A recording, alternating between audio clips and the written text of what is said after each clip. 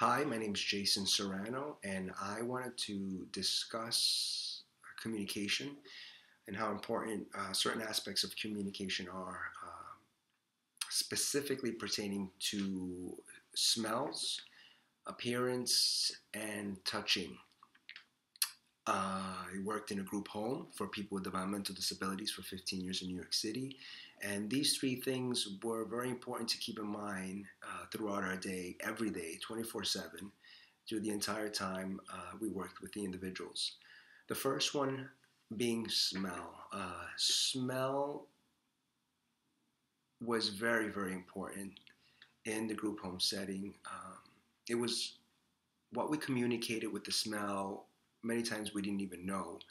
We learned through the behaviors of the individuals in response to the smells. For example, I had one individual who, when they would smell a certain fragrance, most of the time we really didn't know what fragrance it was, but at some point she would say, "Oh, you smell really nice," and then become depressed, and then sulk, and then eventually would have an outburst and become very self abusive. So we had to be very mindful of fragrances in the group home and that we tone it down or just eliminate it completely in order not to bring up those feelings and begin a conversation of sad things, of the loss of a family or friend because of us wearing the cologne. We try to keep it upbeat, even though we did discuss things at any point that they wanted to discuss. But we didn't want to communicate sadness or sad feelings or sad memories through fragrances. So that's something that we kept very, very mindful. Second thing is your clothing and accessories, the way you had your hair. In my group home, we could not have anybody with long hair have it loose. Jewelry was not something that we could have also to be worn, and certain um, way of wearing our clothing had to be very, very. We had to be mindful of it. For example, anybody with loose hair had to put it up somehow, whether in a braid or in a ponytail, and because it set one of my individuals off. So it was an instant communication of, I want to be aggressive with you. And the individual will come and attack you right away, grab you by the ponytail, and that would be the end of that.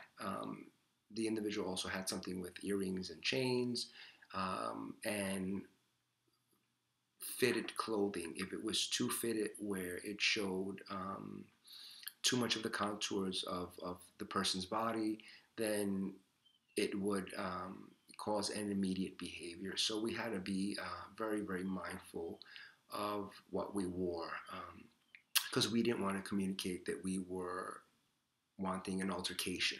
So wearing clothing, earrings, and your hair in certain ways is very, very important in communication.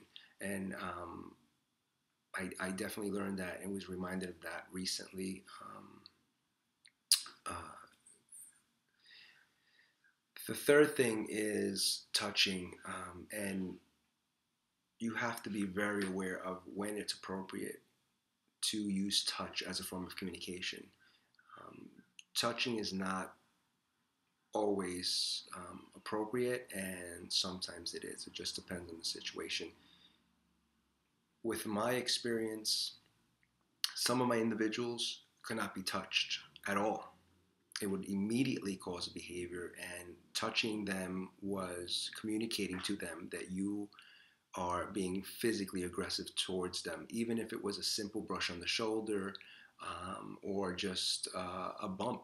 Like if you're just walking by and you just happen to bump into them, any kind of touch would be a indication that you are aggressive and that you're kind of like throwing the first punch. So touching is a very, very important part of communication in a group home. I had other individuals though that you could, during a behavior where they're attacking another individual or they're self-abusive, um, a simple guide with your hand on their elbow and not even saying a word, completely guide them right out of the behavior. So it's very, very important to know when we can use those levels of communication depending on the situations. So you have to be very, very aware when it's a good time to go ahead and wear that cologne, or what kind of clothes to wear, or when to make physical contact, whether through a handshake or, depending on your business, whatever it is that requires the touching. And that's all I wanted to share with you guys this evening. And I want to thank you again for taking the time to watch this, and have a great one. Take care.